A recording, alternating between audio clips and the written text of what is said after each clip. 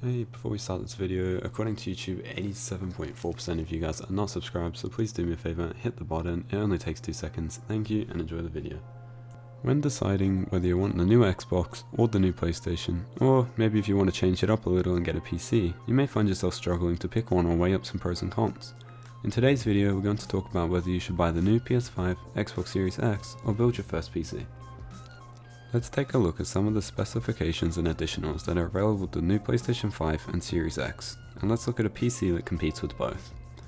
When looking at the CPU, you may not notice a difference between the PS5 and the Series X. For those of you who noticed, the PS5 is running a non-specified AMD Zen series CPU, which contains 8 cores at 3.5 GHz base clock speed, whereas the Series X has AMD Zen 2 CPU with 8 cores running at a slightly higher base clock speed of 3.8 GHz. There's no official way to compare these custom console CPUs to existing PC CPUs, however, the closest one I could find was the AMD Ryzen 3700X, which has 8 cores and 16 threads running at 3.6 GHz. By default, which can be overclocked up to 18% more. This means you can be running your CPU at 4.25 GHz. The new architecture for the new console GPUs is something entirely new for console players.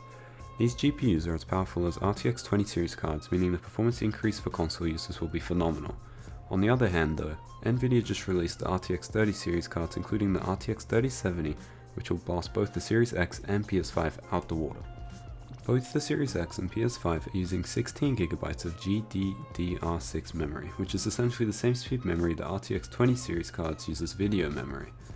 To one-up these consoles at an affordable price, I have included 32GB of DDR4 3200MHz memory with the PC build we'll be using to compare to the consoles. The PS5 has a custom-built Samsung 825GB SSD which has been theorized to read up to 2GB of data every 0.5 seconds.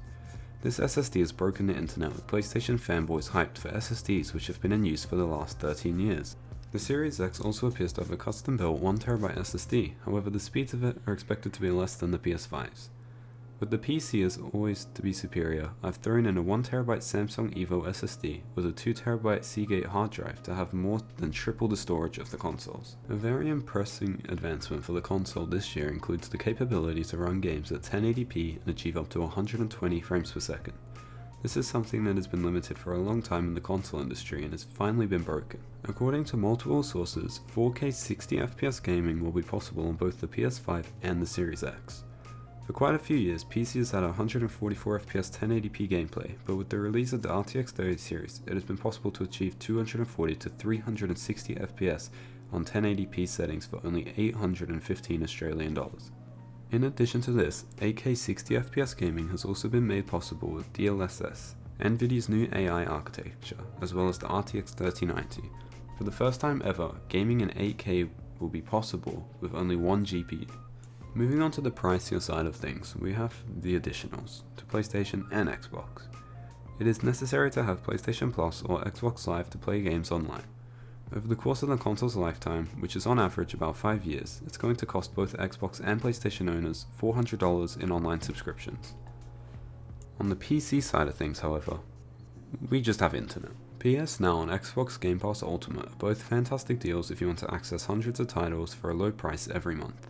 For those who are purchasing these subscriptions, the lifetime of the console is going to cost PlayStation owners about $500 and Xbox owners $825 over the course of the 5 years. Some current PS4 and Xbox exclusives have crept their way into the PC world through marketplaces such as Steam, as well as the Xbox Game Pass on PC, which is surprisingly cheaper than on Xbox.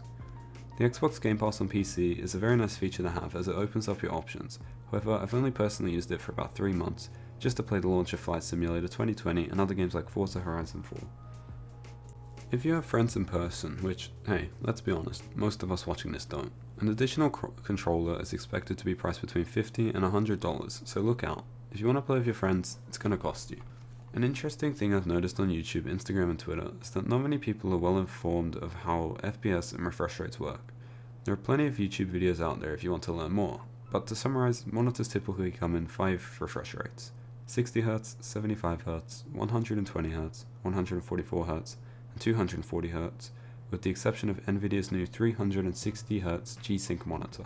These numbers are how many images can be displayed on the screen per second. So if you have a 60Hz monitor but are getting 120 FPS, you will only see 60 FPS because your monitor is only refreshing 60 frames per second. With that lesson over, you need a 144Hz monitor. Yep, they're expensive. Let's add $250 to the total price. Now we're at the price of the consoles. The PS5 has been revealed to cost $750, which is the same price as the Series X. Now the PC on the other hand, yeah, you read that right, $2,398. But wait, before you give it that typical console fanboy mindset of, oh wow, a $2,400 PC then only slightly better than my $750 console, you're forgetting one thing. All the prices add up. If we add up the subscriptions on the Series X and the PS5 over 5 years, they come in not much less than the PC. The PS5 appears to be the cheaper option of the three, coming in at $1,950. This price tag might be less depending on whether you actually care about PS Now and PS Plus, but if you do, well, that's nearly $2,000 in 5 years. The Series X actually comes in second place for pricing, however its performance slightly outweighs the PS5's. Much like the PS5, if you don't care about Game Pass, or Live, or Gold, you may see lower prices, but if you do want them, too bad, you're spending $2,300 in a 5-year lifespan. The PC, last but not least, coming in at $2,648 is by far the most expensive yet, almost 2 times more powerful than the PS5. It's a great investment. Now let's take a quick look at games. Games are what unite us all. It's how we have fun, relax, get competitive, and enjoy ourselves.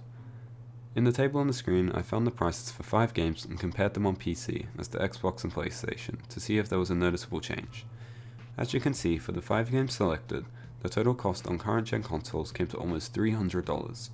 PC nearly halves that price. On average, games on PC are 46% cheaper, meaning you're saving a lot of money in the long run. My opinion's going to be different to yours, to your friends, to your families, so on. Personally, for my needs, whether that be work, university next year, or just my gaming experience or everyday use of my PC, it will benefit me more than a console.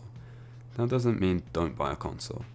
You may want to play with your friends who can't afford a PC, or you just might not have the money to buy a PC up front. Statistically speaking, PCs usually have a longer lifespan before the technology is outdated, usually between 5, 7 or 9 years, whereas consoles sits between 4 and 5. There is so much to do on a PC which makes it such a better option, but once again, those things may not matter to you. The RTX 3070 and 3080 are both reasonable cards to be buying as of now. They currently smash the Xbox Series X and PlayStation 5 out the park, including the 2080 Ti, which has now been made redundant. A lot can change in terms of technological advancements, as well as your personal needs as time passes. With PC parts, the RTX 20 series was a significant jump in technology compared to the GTX 10 series cards released in 2016.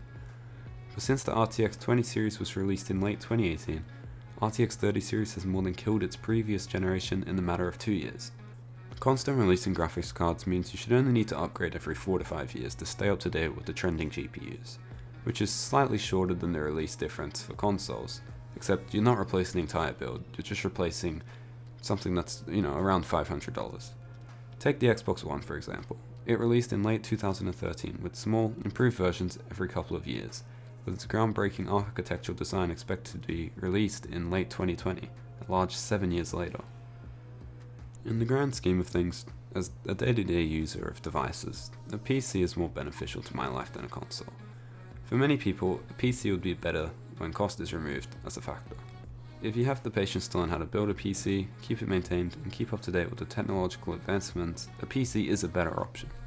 However, if you aren't bothered by anything outside of the gaming genre, or you simply can't afford to pay upwards of $2,000, then you may be better off getting a console.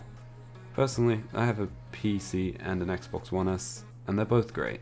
I don't use the Xbox that much, but to be honest, it's still nice to have, as you get the original exclusive games on Xbox, as well as just the general vibe you do get from the Xbox community. If you have any other opinions or something you'd like to share, leave a comment. If you're interested in what PC I used as an example in this video, check the description as I've left a link to the build. Thank you for watching, have a great day, don't forget to subscribe, stay classy, peace.